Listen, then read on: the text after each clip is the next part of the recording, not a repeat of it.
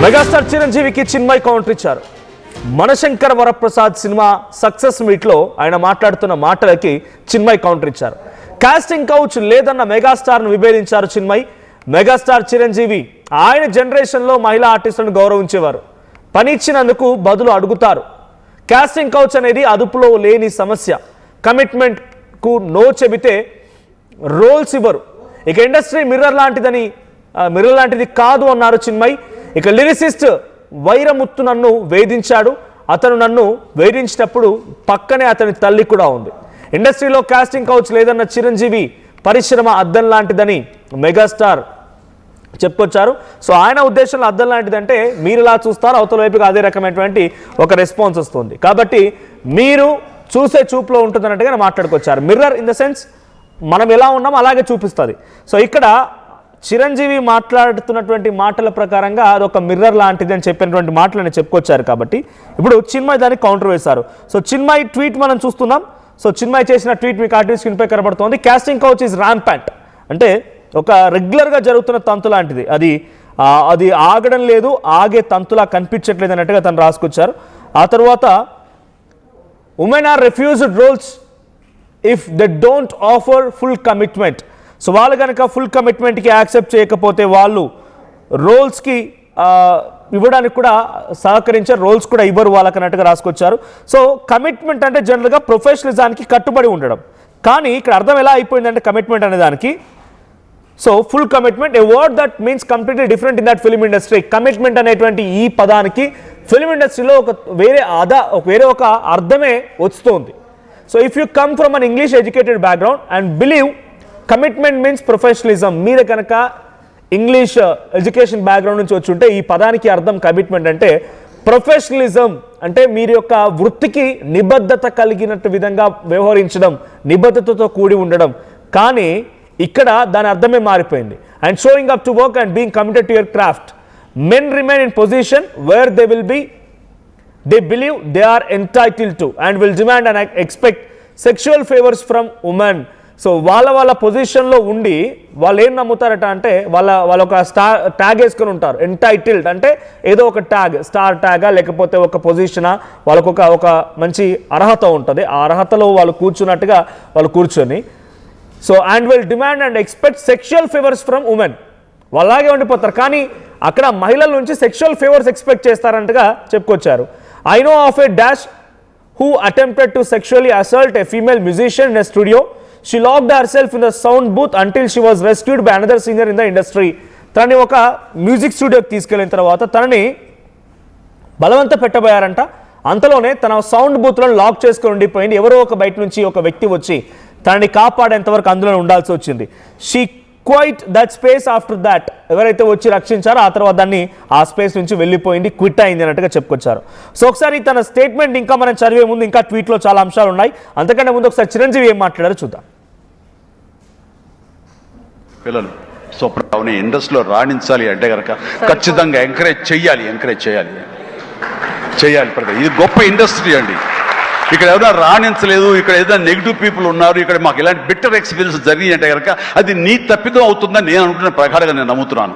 నువ్వు స్ట్రిక్ట్గా ఉండి సీరియస్గా ఉంటే కనుక ఏ ఒక్కటి అడ్వాంటేజ్ తీసుకోవడానికి ప్రయత్నించారు. ఎలాంటి అంటే క్యాస్ట్ కావచ్చు అలాంటివి ఏమి ఉండవండి. నీ బిహేవియర్ బట్టి ఉంటుంది. మీకుండే అభద్రతా భావంతో ఏమో అలాగేలా ఉండాలేమో అని ఉండకూడదు. నువ్వు ప్రొఫెషనల్గా ఉండు, అవతల వాడు ప్రొఫెషనల్గా ఉంటారు. ఈ ఇండస్ట్రీ అనేది ఒక అద్దం లాంటిది.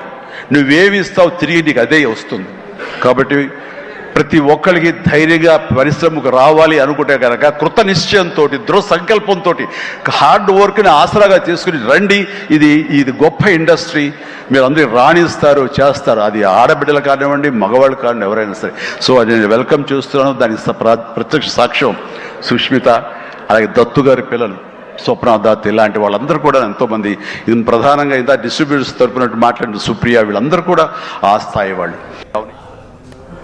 సినిమా ఇండస్ట్రీ అద్దం లాంటిది అని చెప్తూ ఆయన మాట్లాడుకొచ్చారు. అభద్రతా భావంలో ఉండకండి, ఇలాగా ఒక అపోహలు క్రియేట్ చేసుకోకండి. మీ అంతటా మీరే స్ట్రాంగ్గా రండి. మీ ప్రొఫెషనలిజం పైన, మీకున్నటువంటి వృత్తి పైన కమిటెడ్గా ఉండండి.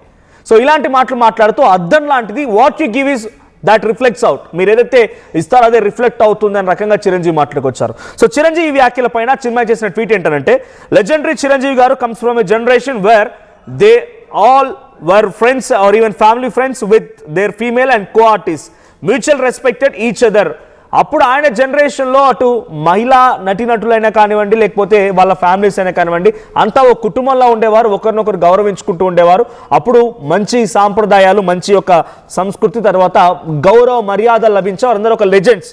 But the Me Too movement was something a whole generation of people couldn't comprehend, with ladies like Sokar Janaki even insulting women who outed their molesters. Saukar Janaki madam could be a woman who claimed to be a feminist in her interview with YG Mahendra, but Mr. YGM went on to insult women who spoke of sexual harassment at the workplace. So ఎవరైతే రకంగా ఇండస్ట్రీలో commitments ఉన్నాయి, లేకపోతే casting couch ఉంది, లేకపోతే ఇంకేదైనా sexual harassments లాంటివి ఉన్నాయన్నప్పుడు వాళ్ళందరినీ కూడా తప్పు పట్టారు, అందరినీ కూడా విభేదించారు. కానీ చాలా మంది కూడా దీన్ని ఎదుర్కొన్నారన్నట్టుగా చెప్పుకొచ్చారు. So doing all this is an insult to the womens, spouses, families etcetera. Girls are now aspiring to work in the film industry from either abroad, where they have a broad world view and are highly educated and they know what's going on here. So the next industry is not a mirror that reflects who you are. So మీరు అనుకున్నట్టుగా ఇండస్ట్రీనే అద్దం లాంటిది ఏమీ కాదన్నట్టుగా తను రాసుకొచ్చారు. I didn't get molested by Veeramuthu because I was asking for it. I was barely an adult out of my teens.